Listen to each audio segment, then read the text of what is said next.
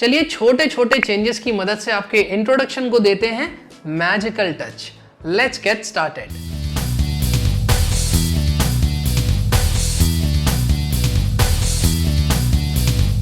अपने leap communication series के last 3 videos में हमने इस इंट्रोडक्शन को इंग्लिश में बोलना सीखा है। हमने सीखा है कि उन बातों को इंग्लिश में कैसे बोला जाए जो कि हैं, हो रही हैं या हो चुकी हैं। हमने नाउन, प्रोनाउन, प्रपोजिशन इन पर थोड़ी थोड़ी चर्चा करी। वर्ब के पास्ट और प्रेजेंट पार्टिसिपल फॉर्म को डिस्कस किया।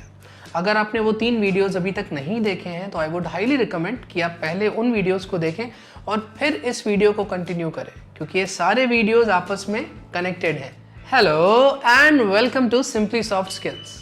शायद आप ये सोच रहे होंगे कि हो गया ना यार इंट्रोडक्शन, क्या ज़रूरत है इसको मैजिकल टच देने की? ज़रूरत है। ऐसा इसलिए क्योंकि हमारा जो इंट्रोडक्शन होता है इसका पर्पस होता है किसी के दिमाग में हमारी एक अच्छी और लॉन्ग लास्टिंग इमेज बनाना। अभी हमारा इंट्रोडक्शन अच्छा है, पर क्या है लॉन्ग लास्टिंग है? शायद नहीं। इसके लिए हमें इसमें 3 एलिमेंट्स इंसर्ट करने होंगे। पहला, इट शुड बी इंगेजिंग, मतलब जैसे आपकी कोई फेवरेट मूवी या फेवरेट सॉन्ग को याद करिए। वो सॉन्ग या मूवी आपको अंत तक बांधे रखता है, आप उसके साथ इंगेज रहते हैं, उसकी तरफ आकृष्ट रहते हैं। ऐसे ही आपका जो इंट्रोडक्शन है वो सामने वाले के लिए इंगेजिंग होना चाहिए, वरना वो उसको क्यों याद रखेगा।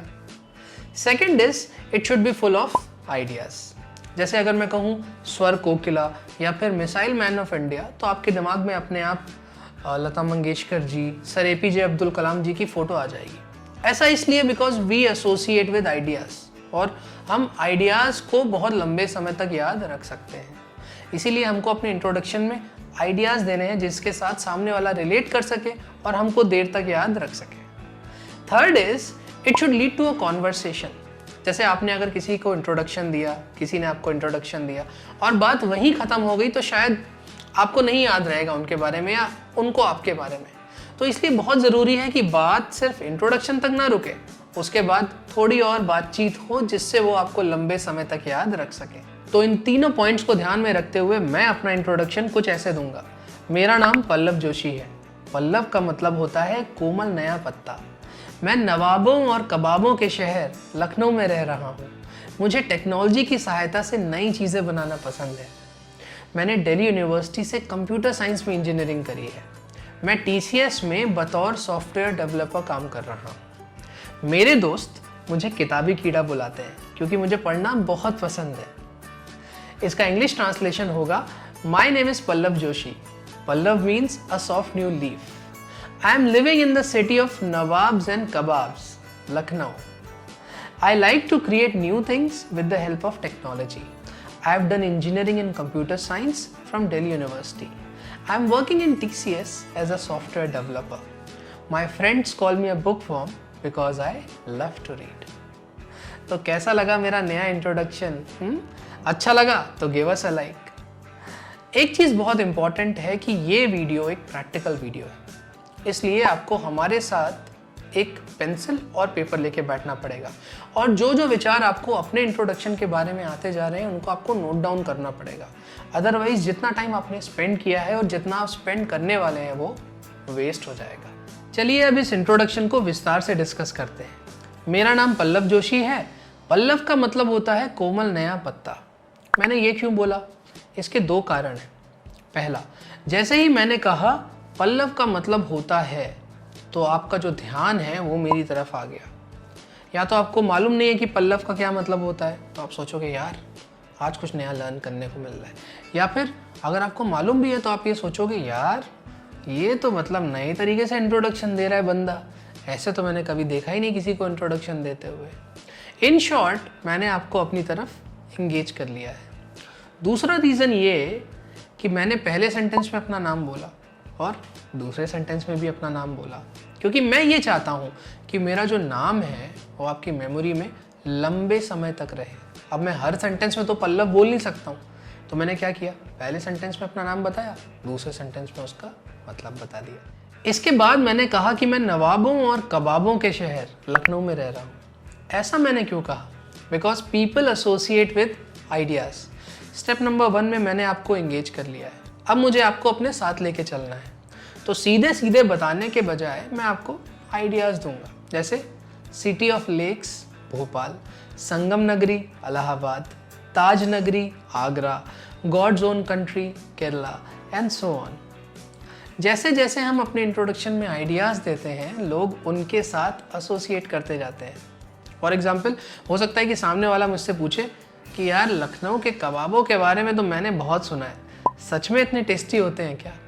तो अभी के अभी सोचिए कि अगर आपको अपने शहर के बारे में बताना हो तो आप कैसे बताएंगे। इसके बाद मैंने कहा कि मुझे टेक्नोलॉजी के माध्यम से कुछ क्रिएट करना पसंद है। ऐसा इसलिए क्योंकि इस सेंटेंस के साथ मैं अपनी एजुकेशन और वर्क को रिलेट कर रहा हूँ।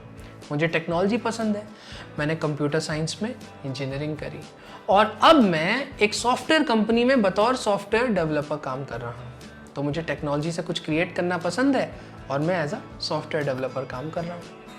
अगर आप एक HR प्रोफेशनल है तो आप कह सकते हैं मुझे लोगों से बातचीत करना पसंद है, मैंने इस यूनिवर्सिटी से ये कोर्स किया है और अभी मैं इस ऑर्गेनाइजेशन में इस पोस्ट पर काम कर रहा हूँ या काम कर रही हूँ।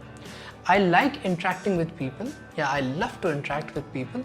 I have done my MBA in HR from this university and right now I'm working in ABC company as an HR manager.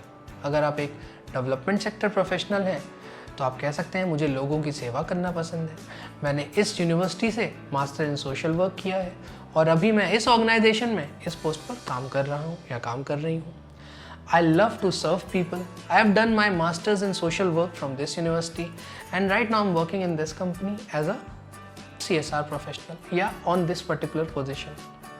दो चीज़ों का ध्यान रहे, हमें अपने कोर्स का नाम बताना है और ये भी बताना है कि हमने किस स्ट्रीम में वो कोर्स किया है, एंड सेकेंड कि हमें ये भी बताना है कि हम जिस ऑर्गेनाइजेशन में काम कर रहे हैं वहाँ हम किस पोस्ट में हैं। जैसे मान लीजिए अगर मैं केवल इतना कहता कि I am working in TCS, तो एक जो जनरल नोशन है वो ये आएगा कि भाई ये बंदा टेक्नोलॉजी में काम कर रहा हो, लेकिन ज़रूरी नहीं है ना। अगर आपने कहा कि तो फिर किस टेक्नोलॉजी पे काम कर रहे हो, तो मैं कहूँगा नहीं मैं टेक्नोलॉजी में काम नहीं करता, मैं तो HR में काम करता हूँ। तो ये आपको कौन बताएगा? मैं। तो इसलिए ज़रूरी है कि मैं न सिर्फ अपनी ऑर्गेनाइजेशन का नाम बताऊँ बल्कि ये भी बताऊँ कि वहाँ पर मेरा रोल क्या है। इसके बाद मैंने कहा कि लोग मुझे किताबी कीड़ा बुलाते हैं। देखिए, किताबें बहुत सारे लोग पढ़ते हैं, लेकिन किताबी कीड़ा एक कॉन्सेप्ट है, एक आइडिया है जिसके साथ लोग कनेक्ट करते हैं। तो अगर मैंने कहा कि लोग मुझे किताबी कीड़ा बुलाते हैं तो हो सकता है कोई मेरी इमेज अपने दिमाग में बना ले, किताबी कीड़ा पल्लव। बहुत टाइम बाद अगर वो मुझे मिलेगा तो याद करने की कोशिश कहेगा अरे ये तो किताबी कीड़ा पल्लव है। तो मेरा एक आइडिया उसके दिमाग में बैठ जाएगा। इसलिए जब भी आप अपने किसी पैशन या अपने किसी इंटरेस्ट की बात करते हैं तो उसको कुछ इस तरीके से बताएं कि भाई सामने वाला उसको रिलेट कर ले। चलते हैं आज की एक्टिविटी की तरफ, जिसमें आपको अपना एक इंट्रोडक्शन कमेंट करना है। बस अपने दिमागी घोड़े दौड़ाइए और सोचिए आप कैसे अपने आप को और क्रिएटिवली एक्सप्रेस कर सकते हैं, कैसे आप सामने वाले को और एंगेज कर सकते हैं। दोस्तों, ये टेम्पलेट सिर्फ एक स्टार्टिंग पॉइंट है। जैसे जैसे आप इस डायरेक्शन में ज़्यादा सोचेंगे वैसे वैसे आपके दिमाग में और आइडियाज़ आएंगे, नए नए आइडियाज़ जिनकी मदद से आप अपने आप को बेहतरीन तरह से एक्सप्रेस कर सकते हैं, और यही मेरा इंटेंशन भी है। आई होप आपको आज के वीडियो से कुछ ना कुछ सीखने को ज़रूर मिला होगा। अगले वीडियो में मिलते हैं कुछ नई और इंटरेस्टिंग बातों के साथ। सी या।